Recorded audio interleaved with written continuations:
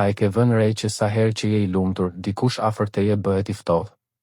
Sa herë që diçka shkon mirë për ty, atmosfera prishet? Kjo nuk është rastësi. Kjo është xhelozia narciziste. A e ke vërejtur që me fjalë të thonë se të duan, por suksesi ju t'i nervozon? Sot do të flasim për këtë, pse e bëjnë, si ndikon kjo xhelozi tek ti, dhe si të mbrosh veten nga ky cikël i padukshëm. Çka në të vërtetë është xhelozia narciziste? Për ta kuptuar xhelozin narciziste, duhet së pari të kuptojmë narcizistin. Dhe kjo është e rëndësishme të thuhet që në fillim, narcizizmi është një temë shumë e gjerë dhe komplekse. Nuk shpjegohet me një video të vetme. As me një përkufizim të thjeshtë. Prandaj sot nuk do të flasim për çdo gjë. Sot do të fokusohemi vetëm në një sjellje shumë specifike, xhelozinë e narcizistit dhe mënyrën se si ajo ndikon tek ne. Sepse xhelozia narciziste nuk është si xhelozia normale. Ajo nuk ka të bëjë me frikën e humbjes së një personi të dashur. Ajo ka të bëjë me frikën e humbjes së kontrollit. Persona dhe vetvetja sipas Jungut. Carl Jung thoshte se çdo njeri ka një persona. Persona është maska sociale. Është mënyra se si ne shfaqemi në botë. Roli që luajmë për t'u pranuar, për t'u dashur, për t'u përshtatur. Persona në vetvete nuk është diçka e keqe. Të gjithë kemi nevojë për të. Pa persona nuk do të mund të funksiononim në shoqëri. Por tek një individ i shëndosh, persona nuk është gjithçka. Tek një individ i shëndosh ekziston edhe vetvetja. Vetvetja është qendra e vërtetë dhe e integruar e psikikës. Ajo që je përtej roleve, përtej pritshmërive, përtej asaj që të tjerët presin nga ti vetvetja është ajo që je, kur nuk po luan asnjë rol. Një individ i shëndosh ka kontakt me vetveten. Ai e di kush është, edhe kur nuk admirohet, edhe kur kritikohet, edhe kur refuzohet. Çfarë ndodh tek narcizisti? Tek narcizisti ndodh diçka shumë e ndryshme.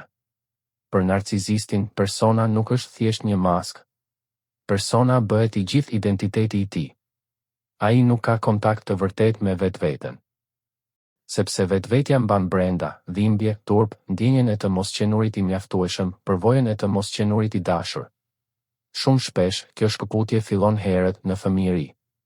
Narcizizmi formohet si një mekanizëm mbijetese i egos. Fëmia kupton se, nëse jam ky që jam, nuk jam i dashur. Dhe kështu krijon një maskë. Një version ideal të vetes. Me kalimin e kohës, maska nuk hiqet më. Ajo bëhet identitet.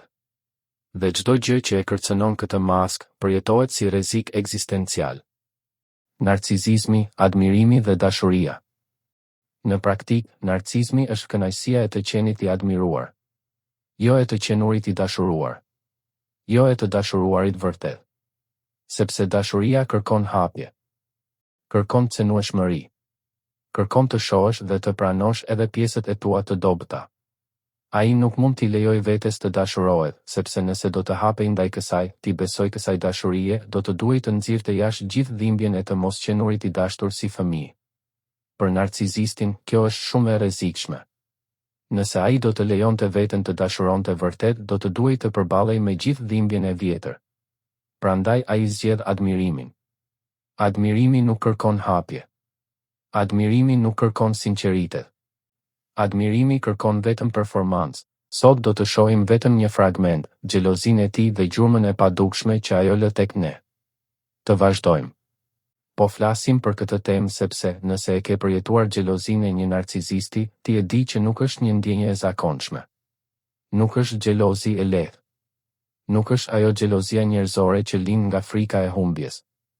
Është një xhelozi që të gërryen ngadalë, që të bën të ndihesh fajtor pa e ditur pse, që të bën të dyshosh në dritën tënde, në vlerën tënde, madje edhe në ekzistencën tënde. Dhe pikërisht për këtë arsye, është e rëndësishme të flasim për të. Xhelozia tek narcizisti nuk shfaqet për atë që ti ke. Nuk shfaqet sepse ke një punë më të mirë, një trup më të bukur, apo një jetë më të lehtë. Xhelozia e tij shfaqet për atë që ti je. Dhe kjo është pjesa që shumë njerëz nuk e kuptojnë. Është interesante sepse shpesh të njëjtat cilësi që sot e bëjnë narcizistin të sulmojë, janë pikërisht ato cilësi që fillimisht e tërhoqën drejt teje. Në fillim, ai e ndjeu praninë tënde si diçka magnetike. Qetësinë tënde. Autenticitetin tënd. Aftësinë tënde për të ndjerë pa u shkatëruar. Aftësia për të qenë i vërtet, edhe në dhimbje. Ai nuk dëshiron domosdoshmërisht punën tënde, pamjen tënde, apo rrethanat e tua. Ai e urren, pa e kuptuar, substancën e shpirtit tënd. Ai e ndjen që ti je real në një mënyrë që ai nuk është. Xhelozia shfaqet në momentin kur ai kupton se ti nuk je i çrregulluar ashtu siç është ai. Ti ndjen, por nuk shembesh. Ti përballesh me parehatin, pa ikur prej saj. Ti mund të rish vetëm me veten, pa panik. Dhe për narcisistin, kjo është tronditse.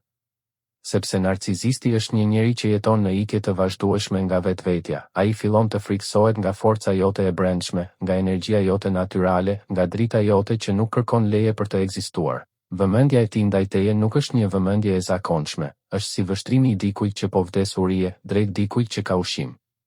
Ai tërhiqet nga njerëz të fortë, të vetë drejtuar, të gjallë nga brenda, sepse ai vuan nga një boshllëk i thellë i brendshëm. Carl Jung thoshte se ne shpesh projektojmë potencialin ton të pavetdijshëm tek të tjerët.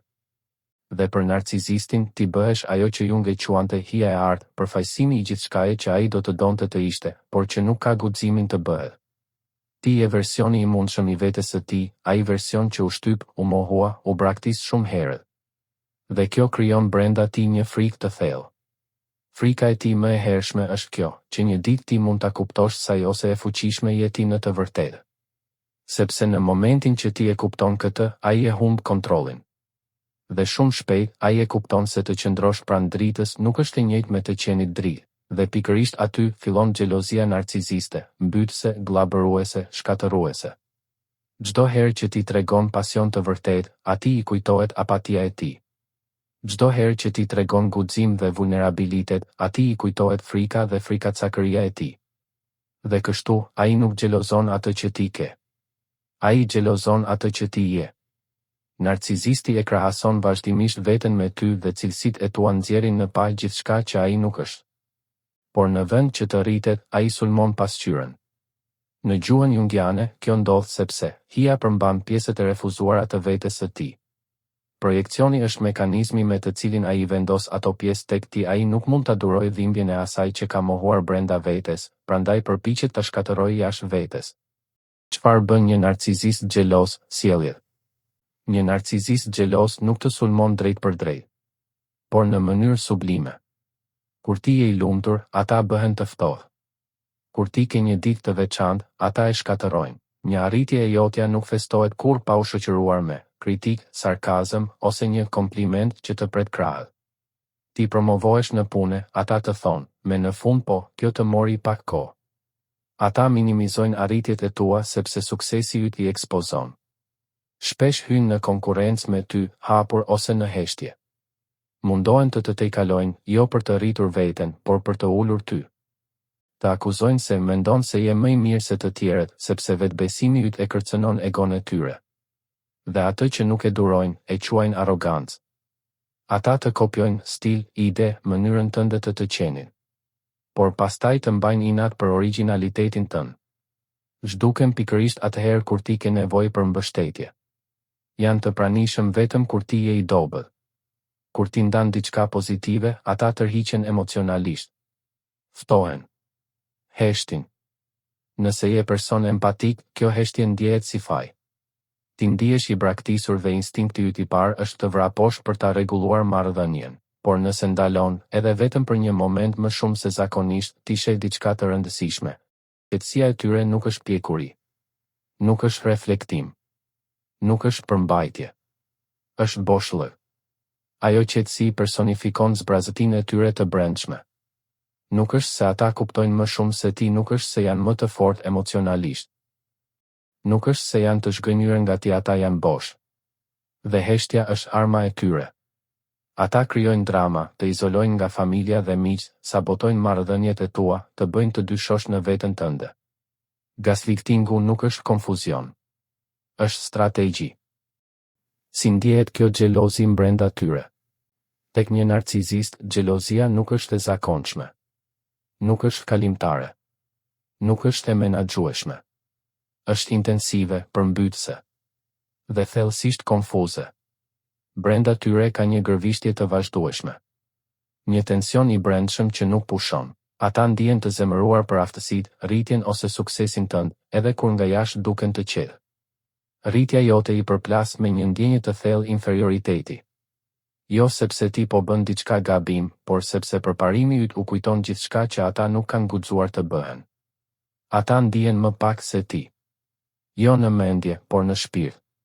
Ka frustrim të thellë, ata duan atë që ti je, por nuk mund ta arrijnë. Jo për mungesë mundësie, por për shkak të frikës dhe një vetjeje të coptuar që nuk është integruar kurrë. Lumturia jote I mbush me ankth. Sepse gëzimi yt kërcënon kontrollin e tyre. I bën vigjilent. I bën të pasigurt.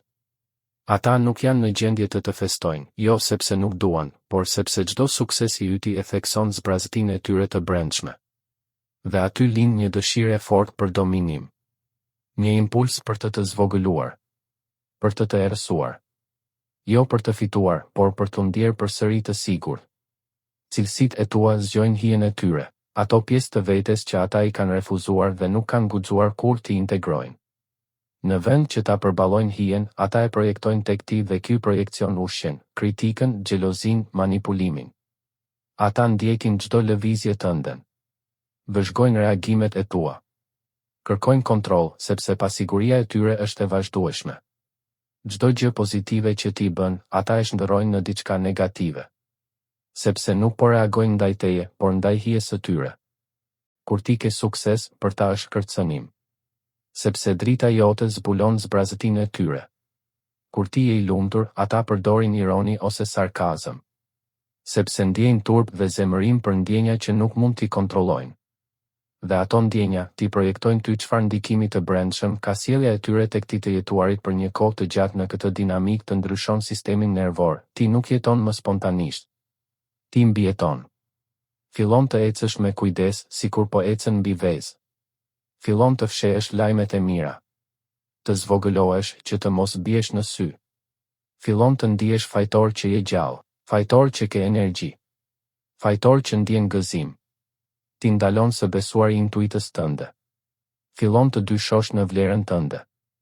Dhe, pa e kuptuar, lidh dashurinë me dhimbje dhe konfuzion. Në mendjen tënde lind një rregull I heshtur, nëse ndriçoj do të ndëshkohem. Dhe kështu, drita jote zbehet, jo sepse nuk ekziston, por sepse po përpiqesh të mbijetosh. Ti e bën veten më të vogël se shpirti yt. Kjo është kondicionim psikologjik. Për shembull, nëse merr një kompliment për punën tënde, ke frikë ta pranosh. Sepse nuk duhet të dukesh më I ose e mirë se ai ose ajo. Ti tregon që ke pasur një ditë të bukur. Përgjigjja vjen me ironi, "Oh, sa mirë. Po çfarë pas ke bërë kaq gjë të madhe?" Dhe ti fillon të heqësh dorë nga të shprehurit e lumturisë. Fillon të friksohesh nga emocionet pozitive. Jo sepse janë të gabuara, por sepse janë të rrezikshme në këtë dinamik. Ti ndan që ke fituar një projekt. Ata thonë, po, por s'është aq e madhe. Dhe ti fillon të dyshosh në veten tënde.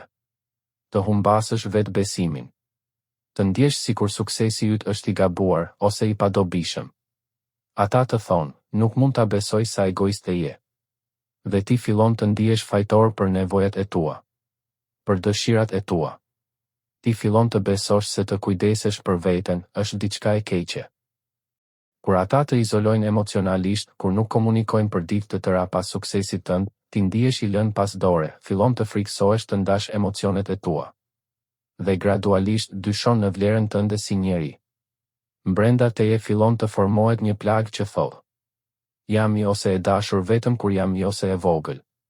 Dhe ky është dëmi më I thellë. Pse ata të zgjodhen ty dëgjo me kujdes? Ata nuk të zgjedhin sepse je I dobët. Nuk të zgjedhin sepse mund të manipulojnë lehtë. Ata të zgjedhin sepse je I gjallë në një mënyrë që ata nuk janë. Narcizistët tërhiqen nga njerëzit që kanë empati, imagjinat, thellësi emocionale, ndërgjegje morale, aftësi për lidhje të thella, intuit, aftësi për të qenë individ I plot. Ata ndjejnë këtë potencial tek ti, pa e kuptuar plotësisht. Dhe pikërisht aty lind xhelozia e tyre. Ajo është rrëfimi I boshllokut të tyre të brendshëm. Shpjegimi jungian I botës së tyre të brendshme. Brenda një narcizisti ka disa shtresa, një person të fryrë, mask që tregon botës, një fëmijë të brengosur i dëshpëruar për validim, një hije të madhe, e mbushur me turp, zemërim dhe inferioritet, një ego që refuzon të rritet. Ata nuk mund të durojnë tensionin psikik të një njeriu që është i vërtet, i integruar dhe i ndjerë. Prandaj përdorin ty si enë për hijen e tyre. Ti bëhesh egoiste, e çmendur, e ftohtë, e pabesueshme. Ata hedhin errësirën e tyre tek ti dhe largohen më lehtë. Ky fenomen quhet identifikim projekcion, një koncept i shpjeguar nga Jung dhe analistë të tjerë më vonë. Ti fillon të ndjesh emocione që nuk janë të tua origjinalisht. Ti fillon të përjetosh boshllëkun dhe zemërimin e tyre si të tua. Drita jote është magneti i tyre. Ata të zgjedhin ty për dritën tënde, për gjallërinë tënde, për energjinë që ata nuk e kanë. Por ata e xhelozojnë kreativitetin dhe aftësitë e tua. Nuk mund të rriten brenda vetes, prandaj projektojnë boshllëkun tek ti. Ata nuk mund të përballojnë rritjen tënde. Ndihen të kërcënuar, të frikësuar, humbasin kontrollin. Ndjejnë turp për boshllëkun e brendshëm dhe zemërim për dritën tënde. Dhe përpiqen të tërheqin energjinë dhe vetbesimin. Pse ata xhelozojnë më shumë shërimin tënd? Shërimi yt është kërcënim. Një kërcënim i madh për ta. Sepse kur ti shërohesh, ti fillon të shohesh qartë. Ti fillon të ndalosh të japësh energjinë tënde emocionale për të ushqyer egon e tyre. Ti fillon të tërhiqesh emocionalisht dhe ata humbasin kontrollin mbi ty. Shërimi yt do të thotë individuim, të bëhesh vetvetja autentike. Të jesh i plot, i integruar dhe i ndjerë. Narcizisti nuk mund të ndjek aty. Ata janë të ngrirë në fazën e adhurimit të egos së tyre, një vend ku çdo ndryshim i jashtëm i kërcënon boshllëkun e brendshëm. Prandaj ata përpiqen të provokojnë, të ngatërojnë mendimet e tua, të bëjnë të ndihesh fajtor, të turpërojnë, të tërheqin përsëri në varësinë emocionale. Jo sepse të duan, por sepse pavarësia dhe shërimi yt shkatërrojnë iluzionin e tyre të kontrollit. Çfarë duhet të bësh tani? Këto janë veprimet që do të mbrojnë realisht energjinë dhe shpirtin tënd. Ndalo shpjegimin për veten. Mos justifiko çdo gjë që ndodh, mos përpiq të tregosh pse je kështu. Ti nuk je përgjegjës për të rregulluar boshllëkun e tyre. Ndalo pritshmëritë. Mos prit asgjë nga ata që nuk mund të japin. Pritshmëritë të vendosin tensionin dhe zhgënjimin në zemrën tënde. Ndaj ëndrat me njerëzit e sigurt. Mos u hap tek ata që nuk e dinë se si të mbajnë dritën tënde. Ndaj energjinë dhe planet e tua me ata që të rrisin, jo të zbejin. Përgjigju neutral ndaj provokimit. Mos bjerë në lojën e tyre. Qëndro qetë dhe i vetëdijshëm, sepse çdo reagim emocional ushqen kontrollin e tyre. Lidhu përsëri me aktivitetet që rikthejnë shpirtin tënd. Bëj ato gjëra që të japin energji, që të bëjnë të ndihesh i gjallë dhe i plotë. Forco veten financiarisht dhe praktikisht. Pavarësia është fuqia më e madhe që mund t'i japësh vetes. Kur je i pavarur, asgjë nuk mund të mbaj peng. Kërko marrëdhënie ku drita jote pranohet. Mos pranoni ata që të shohin vetëm si një objekt për nevojat e tyre. Gjej ata që të shohin, të vlerësojnë dhe të rriten me ty. Zhvillo hijen tënde me vetdije. Prano zemërimin, përdori kufit, ushqe fuqinë tënde. Përballo pjesët e vetes që ke fshehur dhe integroji. Kjo është rruga drejt autonomisë dhe paqes së brendshme. E vërteta thelbësore për kufi. Ti nuk ke nevojë që një narcizist të kuptojë. Ti ke nevojë për veten tënde. Kufit nuk janë për të ndryshuar të tjerët.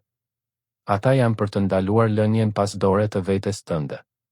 Përfundim. Drita jote nuk është një problem. Xhelozia e tyre nuk është provë që ti je gabim dhe jo në rrugë të drejtë.